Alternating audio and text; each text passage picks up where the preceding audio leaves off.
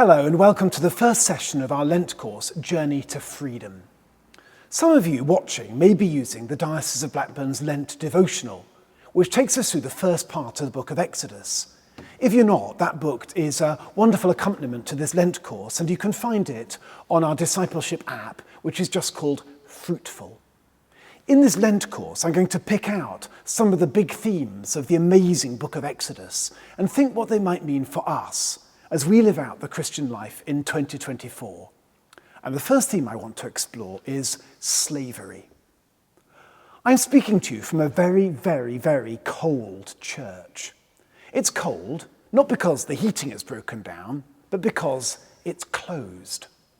Normally, a closed church would bring me a great deal of sadness. I love to see churches opened and new churches planted.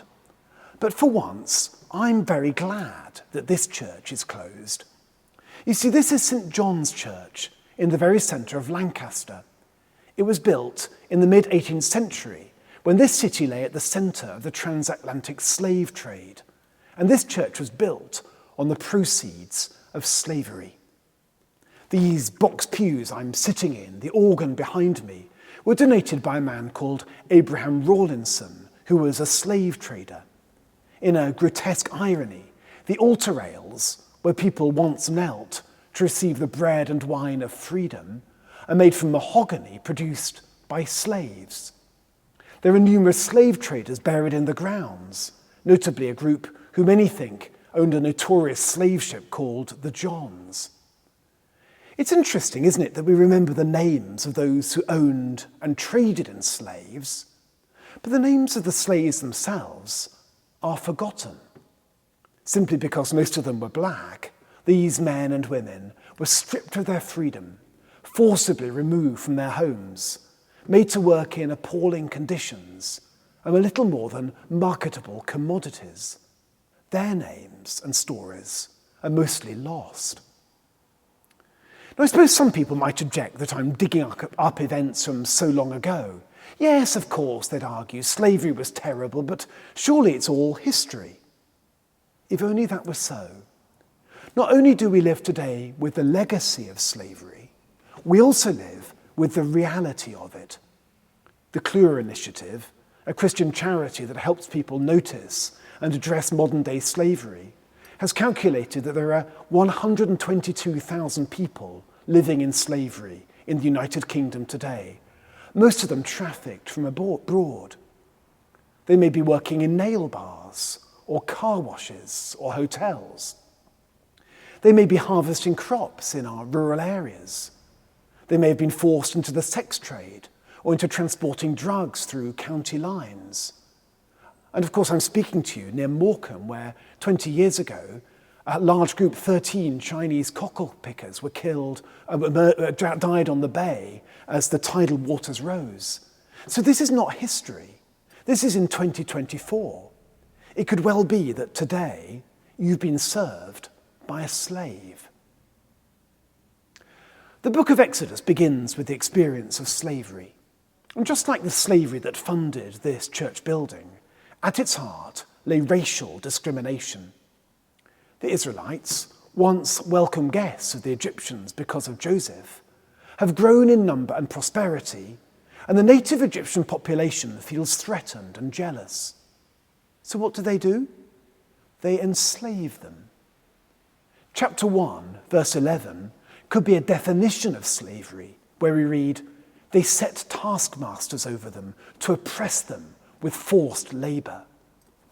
This is cruel and bitter slavery. And the level of oppression rises the more the Israelites cry out for freedom. They have to build mighty supply cities. They have to work harder and harder as ruthless tasks are imposed on them. Their right to reproduce is attacked when Pharaoh tries, unsuccessfully, to bully the midwives, Shiphrah and Puah, into killing male children. Then their babies are thrown into the river. The tasks they are given grow more and more unreasonable until they're forced to make bricks without straw. This is hard and desperate suffering, an attempt to break and oppress an entire people. But God does not abandon them. In the book of Exodus, we read of a God who hears the cry of the enslaved. He sends Moses as their leader. He rescues them. He leads them from slavery into freedom. This is the story of a God who leads his people on a journey to freedom. From the very earliest days of the church, Christians have studied the book of Exodus in the 40 days of Lent as part of their preparation for the great feast of Easter. That's because the mighty work that God does in setting free the Israelite slaves in Egypt points us to the even greater work that God will do in Jesus to free you and me through the power of the cross. To see what I mean by that, let's for a moment turn to St. Paul. Paul was writing into a culture where slavery was the norm and where the distinction between slave and free person was an extremely important one. But in his letter to the Romans, at chapter 6 and verse 20, he writes, "You were slaves to sin." His readers thought they were free. In fact, they were enslaved. Think what that means. I'm someone who treasures and values my freedom. I'm not under a taskmaster. No one can ship me from one part of the world to another against my will.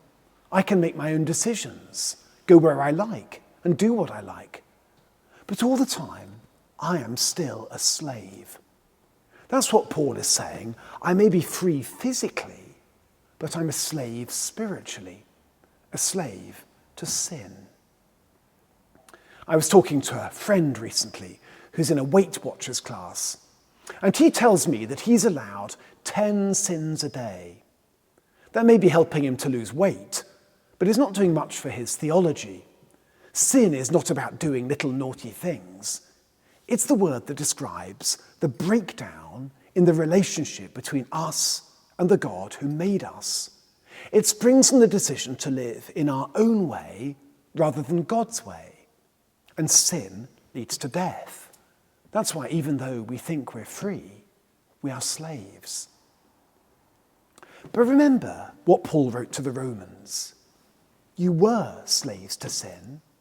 Then he says, now you've been freed from sin and enslaved to God. How are they free? Because of Jesus. In Exodus, God sent Moses to join the enslaved Israelites and lead them to freedom. In the gospel, God goes much further than that. He sends his own Son. As Paul writes, Jesus emptied himself, taking the form of a slave. By becoming a slave like us, Jesus sets us free. We were slaves to sin, and sin leads to death. But on the cross, Jesus dies that death on our behalf. So through his death, we are free. The language the Bible uses is redemption. In the time of Jesus, the price of redemption was the money that would have to be paid to buy a slave's freedom. Well, Jesus has paid that price by dying for us. In him, we've been set free from slavery to sin, to delight in the freedom and joy of his eternal presence. So we're free. That's the good news. Powerfully good news. Or is it? You see, for me, the good news of our freedom in Christ is only good news for us, if it's good news for everybody. There is a danger for the Christian that our own freedom in Christ becomes a purely personal and privatized matter. I'm all right, I found freedom in Christ, the rest of the world can go hang. But we cannot fully rejoice in the freedom we find in Christ, whilst others are still captive. We cannot fully rejoice in our freedom, whilst others are still slaves to sin, because they do not know Jesus Christ or the power of his cross.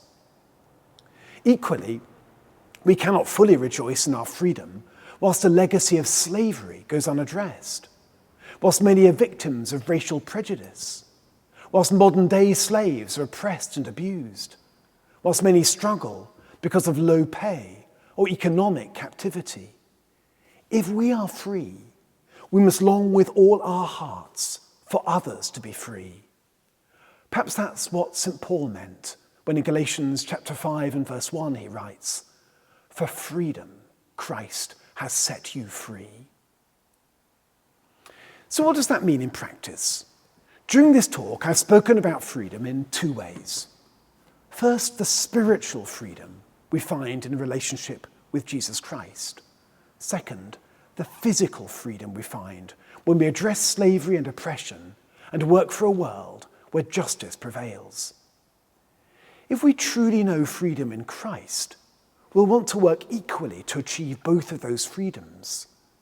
Because it's hard to hear the good news of the freedom we find in Christ if you are a victim of oppression.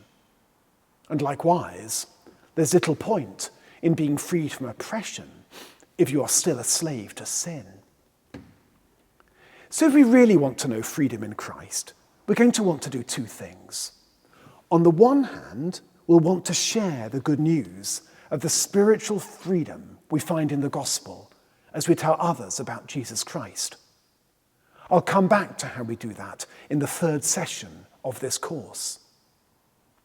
And on the other hand, we'll want to work for physical freedom for the enslaved and oppressed. Because when we set the oppressed free from physical captivity, hearts are opened to the saving work of Jesus.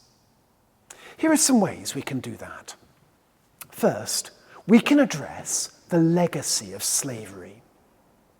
Let me tell you about how Christians are doing that in Lancaster. A wonderful project called Facing the Past has unearthed Lancaster's hidden history as the fourth largest slaving port in the country. It's enabled people to address complex issues around disputed heritage and memorials. It's brought to life hidden people. For example, Sophia Filene, a once forgotten slave girl who is now, in sculpture form, dancing joyfully in the priory. And all this has helped those involved in the project to understand and confront the racism which so often lies behind slavery. Maybe there's some learning here for you or for your own church. Is there perhaps a slavery legacy or some disputed memorial to a former slaver in your church? Can you do more to give space and voice to those we often inadvertently silence, especially those from minority ethnic groups? Then second, we can all become aware of modern-day slavery and campaign against it. The Clure initiative is incredibly helpful in doing this. It enables people to spot the signs of modern-day slavery in their daily lives.